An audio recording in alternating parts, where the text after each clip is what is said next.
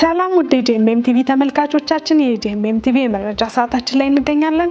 መረጃዎቹን እየነገርኳችሁ ነው ቤተልሔም ግርማ አብሬያችሁ ቆይታ አደርጋለሁ። በቅድሚያ ማርስተ ዜና። የሃይማኖት ተቋማት ሚና ለሰላም ግንባታና ለእርቅ በሚል መሪ ሐሳብ የሰላም ኮንፈረንስ በጅማ ተካሄደ። በዶክተር ሙላቱ በላይነህ የተዘጋጀ የለውጥ ባለ ራዕይ የተሰኘ መጽሐፍ ተመረቀ። ከውጪ ትራምፕ ስደተኞችን ከሀገር ለማስወጣት በጦርነት ጊዜ የሚተገበረውን ሕግ እንዲጠቀሙ ፍርድ ቤት ፈቀደ። ተመልካቾቻችን መረጃዎቹን እንድትከታተሉ እየጋበዝኩ አሁን ደግሞ ወደ ዝርዝር ዜናዎቹ አልፋለሁ። የሃይማኖት ተቋማት ሚና ለሰላም ግንባታና ለእርቅ በሚል መሪ ሐሳብ የሰላም ኮንፈረንስ በጅማ ተካሄደ። የኢትዮጵያ የሃይማኖት ተቋማት ጉባኤ ከኦሮሚያ ክልል የሃይማኖት ተቋማት ጉባኤ ጋር በመተባበር የሃይማኖት ተቋማት ለሁለንተናዊ ሰላምና እርቅ በሚል መሪ ሐሳብ በኦሮሚያ ክልል ጅማ ከተማ ለ2 ቀናት ሲካሄድ የነበረው ሁለተኛው ሀገር አቀፍ የሰላም ኮንፈረንስ በዛሬው ዕለት በሰላም ዋንጫ ርክክብ በድምቀት ተጠናቋል። የአማራ ክልል የሃይማኖት ተቋማት ጉባኤ ሶስተኛውን ሀገር አቀፍ የሰላም ጉባኤ በአማራ ክልል ለማካሄድ የሁለተኛው ሀገር አቀፍ የሰላም ጉባኤ አዘጋጅ ከሆነው ከኦሮሚያ ክልል የሃይማኖት ተቋማት ጉባኤ የሰላም ዋንጫ በክብር ተረክቧል። የአማራ ክልል የሃይማኖት ተቋማት ጉባኤ በቀጣዮቹ ጥቂት ወራቶች ውስጥ በቂ ዝግጅት በማድረግ ሶስተኛውን ሀገር አቀፍ የሰላም ጉባኤ በድምቀት በአማራ ክልል ለማካሄድ የሚሰራ እንደሆነ በመድረኩ ተገልጿል። መረጃው የኢትዮጵያ ሃይማኖት ተቋማት ጉባኤ የሕዝብ ግንኙነት መምሪያ ነው። በዶክተር ሙላቱ በላይነህ የተዘጋጀ የለውጥ ባለ ራዕይ የተሰኘ መጽሐፍ በድምቀት ተመረቀ። ዝርዝር መረጃውን ዳንኤል አንተነህ ያቀርብልናል።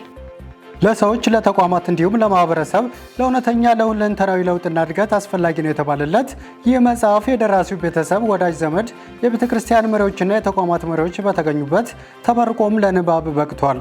ሰው ሁሉ ለውጥ ፈላጊ በመሆኑ በተለዋዋጭ ዓለም ውስጥ እውነተኛ ለውጥን አስተናግዶ እንዴት መኖር ይቻላል የሚል ምክረ ሀሳብንም ይዟል። በተጨማሪም ለውጥ ከውጭ ሳይሆን ከራስ የሚጀምር ሂደት መሆኑንም መጽሐፉ ይሟገታል። ከክርስቲያን ዜና ጋር ቆይታ ያደረጉት ደራሲው ዶክተር ሙላቱ በላይነህ ሁሉም ሰው ለውጥ ፈላጊ በመሆኑ በተለዋዋጭ ዓለም ላይ ለውጥን እንዴት ማስተናገድ እንደሚችል ይመክራልም ብለዋል። ሁላችንም ለውጥ ፈልገን እንጮሃለን። ስለዚህ ለውጥ የማያስፈልገው ሰው የለም። ስለዚህ ሁላችን ለውጥ ፈላጊ ስለሆነ ትክክለኛውን ለውጥ ምንድን ነው ብለን ትክክለኛ ለውጥ ደግሞ የሚጀምረው ከኛ ከራሳችን ነውና ብዙ ጊዜ ሌላ ሰው እንዲለወጥ ወይም ሌላ አካል እንዲለወጥ ነው የምናስበውና ሌላ አካል ከመለወጥ በፊት መጀመሪያ ከራሳችን ከአእምሯችን፣ ከስብዕናችን፣ ከአስተሳሰባችን ጀምረን ከተለወጠ ማንነት ለለውጥ መነሳሳት እንድንችል ስለ ትክክለኛ ለውጥ የተጻፈና ለውጥ በተለያዩ መንገዶች ሊመጡ እንደሚችሉና ትክክለኛ ለውጥ እንዴት አይተን መዝነን ተቀብለን ተባብረን አብረን ለውጡን ማስቀጠል እንደምንችል። ምክንያቱም ብዙ ጊዜ ለውጦች ሲመጡ አንዳንድ ጊዜ ከሚተባበረው ሰው ማይተባበረው ሰው ይበዛልና ትክክለኛ ለውጥ ሲመጣ ተባባሪም እንድንሆን ደግሞ ለውጡን ደግሞ እንደገና ማስቀጠል የምንችልበትም ትብብር እንዲኖረንና ከዛ በኋላ ደግሞ ለውጡ የሚያመጣውን ኢምፓክት ሁላችንም ተካፋዮች እንድንሆን ከማሰብ አንጻር የተጻፈ መጽሐፍ ነው። አስተያየታቸውን ያጋሩት የደራሲው ወላጆችና አርታኢ በተለዋዋጭ ዓለም ውስጥ ለውጥን መምራትና ማስተናገድ መቻል የሚያስተምር መጽሐፍ በመሆኑም ሁሉም ሰው ሊያነበው ይገባል ሲሉም ተናግረዋል። ለውጥ ፍጥረታዊ ዓለም ለሆነው ሰው ሁሉ አስፈላጊ ነው። ከእግዚአብሔር ውጭ ያለ ፍጥረት ሁሉ ለውጥ ላይ ነው ያለው። ስለዚህ ለውጥን መረዳት፣ ለውጥን ማወቅ፣ ከዘመኑ መልክ ጋር አብሮ መሄድ፣ ለውጥን በስርዓት አውቆ አንብቦ መጽሐፍ ቅዱስ ዘመኑን ዋጁ ነው የሚለው that's all about change። ስለዚህ ይህንን መረዳት መቻል ለህፃኑ፣ ለወጣቱ፣ ለዩኒቨርሲቲ ተማሪው፣ ለወታደሩ፣ ለአግመሪው፣ ለፖለቲከኛው በጣም ኢምፖርታንት ነው። ህይወታችንን ነገ የተሻለ ውጤታማ ሰክሰስፉል ፍሬያማ ለማድረግ ይህን መጽሐፍ ማንበብ ስለ ለውጥ መረዳት ምንም አማራጭ የሌለው መንገድ ነው ብዬ አስባለሁ። ለዚህ ለማንም ሰው ማንበብ ለሚችል ሰው ሁሉ ቢያነበው በጣም ሪከመንድ አደርጋለሁ።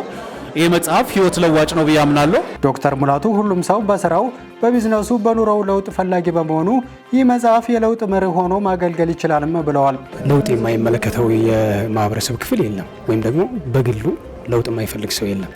ስለዚህ ይሄ መጽሐፍ አንድ መለወጥ የሚፈልግ ሰው እንዴት እለወጣለሁ፣ የለውጥን ጉዞ እንዴት ይጀምረዋለሁ፣ እንዴት አስቀጥለዋለሁ፣ በለውጥ ጉዞ ውስጥ የሚገጥሙ ቻሌንጆች ምንድናቸው፣ እነዛን ተግዳሮቶችን እንዴት መፍታት እችላለሁ ብሎ ቢጠይቅ ይሄ መጽሐፍ መልስ መሆን ይችላል ብዬ አስባለሁ። ወይም በሌላ አገላለጥ ቀለል አድርጌ ለመግለጥ ብችል የለውጥ ፍኖተ ካርታ ነው ማለት እችላለሁ። ስለዚህ የትኛውም የማህበረሰብ ክፍል በተለይ ደግሞ መሪዎች በተለይ ዓላማ ወይም ደግሞ የህይወት ግባቸውን አግኝተው እዚህ ምድር ላይ ሌጋሲ ጥለው መሄድ የሚፈልጉ ሰዎች እንዲያነቡት አበረታታለሁ። የመጽሐፉ አርታኢ አቶ በርናባስ ስለ መጽሐፉ ዳሰሳ ያቀረበም ሲሆን ከአብያተ ክርስቲያናት፣ ከሚኒስቴር መስሪያ ቤት፣ ከሚዲያና ከተለያዩ የስራ መስኮች የተውጣጡ ተናጋሪዎች አስተያየታቸውንም አጋርተዋል። የደራሲ ዶክተር ሙላቱ በላይነህ ቤተሰብ አሳዳጊ መምህራንና ተጋባዥ እንግዶች መርቀው ለንባብም አብቅተዋል። ደራሲው 9ኛ መጽሐፍ መሆኑን የገለጸም ሲሆን ዝግጅቱ ከተጠናቀቀ 14 ዓመት በኋላ ነው ለህትመት የበቃውም ተብሏል። አዲስ አበባ የአፍሪካ የሎጂስቲክስ ማህበር ዋና መቀመጫ ሆና ተመረጠች። በቱርክ ኢስታንቡል እየተካሄደ በሚገኘው የአፍሪካ የሎጂስቲክስ ማህበራት ጉባኤ አዲስ አበባ ከተማን የማህበሩ ዋና መቀመጫ አድርጎ መመረጡ ተገለጸ። ይህን የገለጹት ኢትዮጵያን ወክለው በጉባኤው ላይ እየተሳተፉ የሚገኙት የኢትዮጵያ የዕቃ አስተላላፊዎችና የመርከብ ወኪሎች ማህበር አቶ ዳዊት ውብሸት ናቸው። በቱርክ እየተካሄደ በሚገኘው ጉባኤ ላይ 35 ሀገራት ተሳታፊ መሆናቸውን የገለጹት አቶ ዳዊት ውብሸት ኢትዮጵያ የቦርድ ወንበር ማግኘቷንም ይፋ አድርገዋል። የማህበሩ ፕሬዝዳንት ይህን ያስታወቁት የሎጂስቲክስና ትራንስፖርት ዘርፍ አገልግሎት ሰጪ ተቋማትና የዩኒቨርሲቲዎች የጋራ የምክክር መድረክ እየተከናወነ በሚገኝበት መድረክ ላይ በቪዲዮ ያስተላለፉት መልእክት ነው። ኢትዮጵያ በ2027 የሚካሄደውን የዓለም የዕቃ አስተላላፊዎችና የመርከብ ወኪሎች ማህበር ፊያታ ጠቅላላ ጉባኤን በመዲናዋ አዲስ አበባ እንደምታስተናግድም ተገልጿል።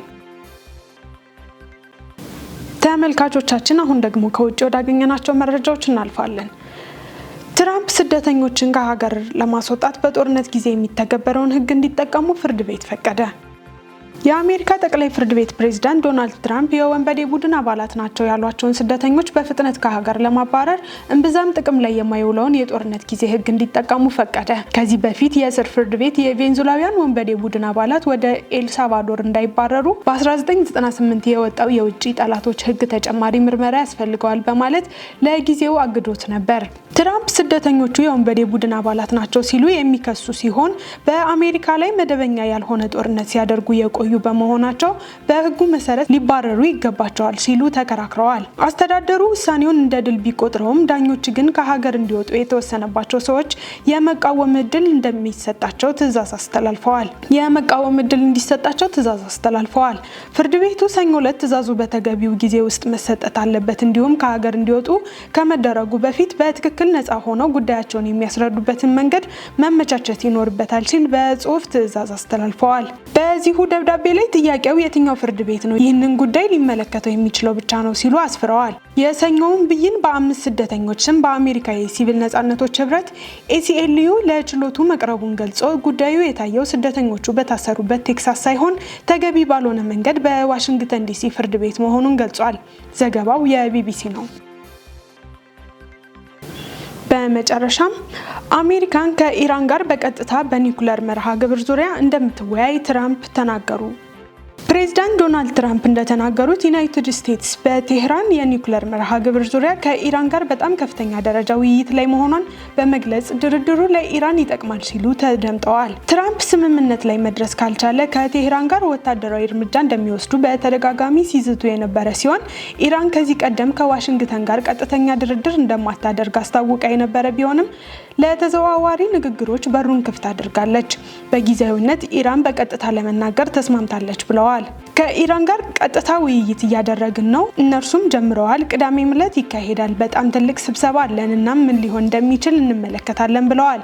እናም ስምምነት ማድረጉ ግልጽ የሆነውን ነገር ከማድረግ የተሻለ እንደሚሆን ሁሉም ይስማማሉ ብዬ አስባለሁ እና ግልጽ የሆነው ነገር እኔ የምፈልገው ነገር አይደለም ሲሉ ፕሬዝዳንቱ ለጋዜጠኞች ተናግረው ነበር። አሁን ከኢራን ጋር በቀጥታ እየተገናኘን ነው፣ ምናልባት ስምምነት ሊደረስ ይችላልም ብለዋል። መረጃው የዳጉ ጆርናል ነው።